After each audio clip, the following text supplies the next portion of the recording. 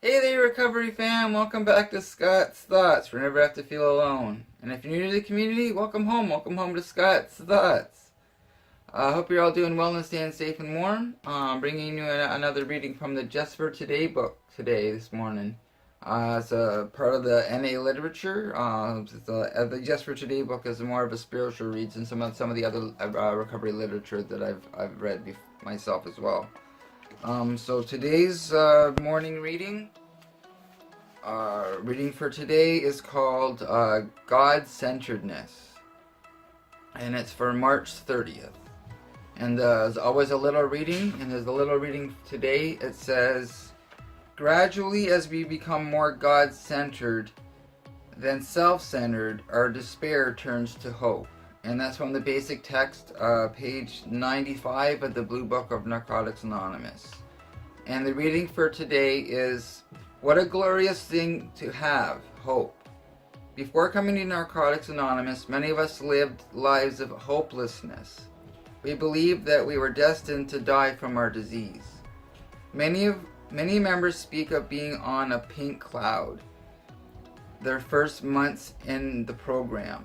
We've stopped using, made some friends, and life looks promising.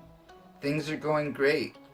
Then reality sets in. Life is still life. We still lose jobs, our partners still leave us, friends still die, we still get sick. Abstinence is no guarantee that life will always go our way.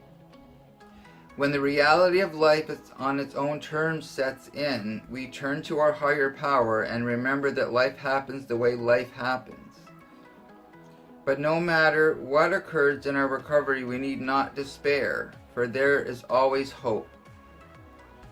That hope lies in our relationship with our higher power. This relationship, as expressed by the thought in our text, develops over time, gradually. We become more God-centered. As we rely more and more on the strength of our higher power, life struggles don't have to drag us into the sea of despair.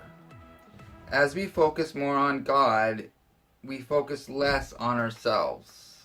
And there's always a just for today, and today is just for today.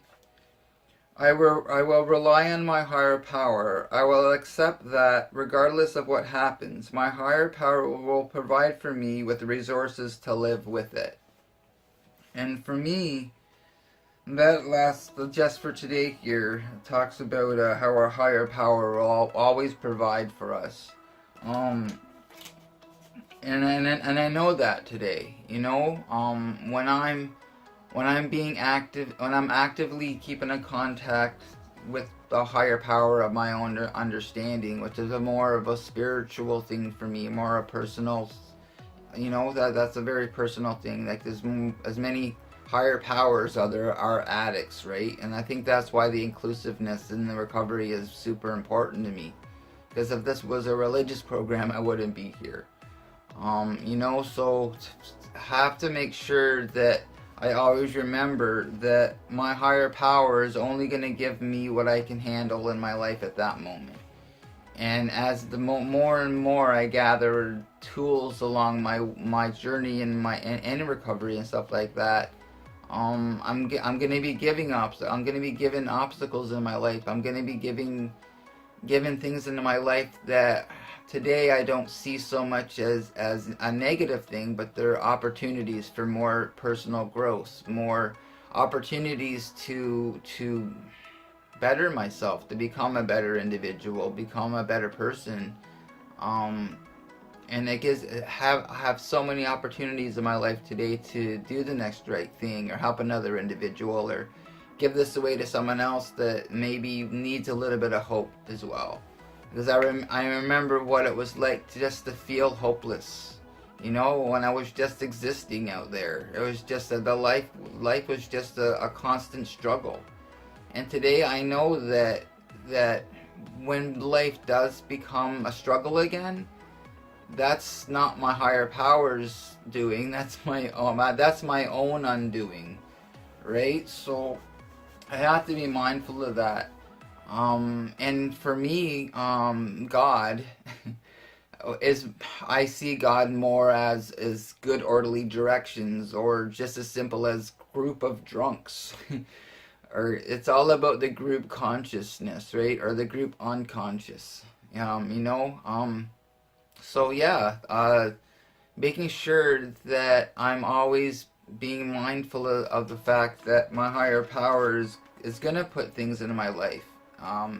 And that's gonna, so when things are put in my life, my higher power puts things in my life, events in my life and stuff like that. Um, and depending how I either react or respond to the situation is gonna give me a um, pretty good look at where I am on my spiritual path in recovery, right? How what does my spiritual condition look like that moment? Right? And I have to be always mindful of what my spiritual condition is. You know, if I'm getting short with people, if I don't have patience or tolerance with people, if I got a short fuse, you know, and I am just reacting and not responding, then I need to go back and look at maybe what I need to be fixing, or trying to work through with my sponsor, or talk through at the tables and stuff like that, and maybe bounce some brainstorm with some other people in recovery or in my life to say, okay, well, what I'm doing right now doesn't seem to be working very well again, and I feel kind of horrible inside, and I feel stuck again. And that's when I need to be, especially even more in contact with the higher power of my own understanding. You know, so I have the tools. It's my choice if I'm gonna pick them up or not, right? And if I'm choosing not to keep a conscious contact with the God of my own understanding, that's on me. That's not anyone else. So yeah, so I wanted to make sure I'm trying to make sure I do a couple just for today's. Here, every once in a while I'm mixing up. I have an idea for another video I'm super excited about, so stay tuned. So yeah, hope everyone is doing well and staying safe and warm, and I'll see you again very soon. Have a wonderful day.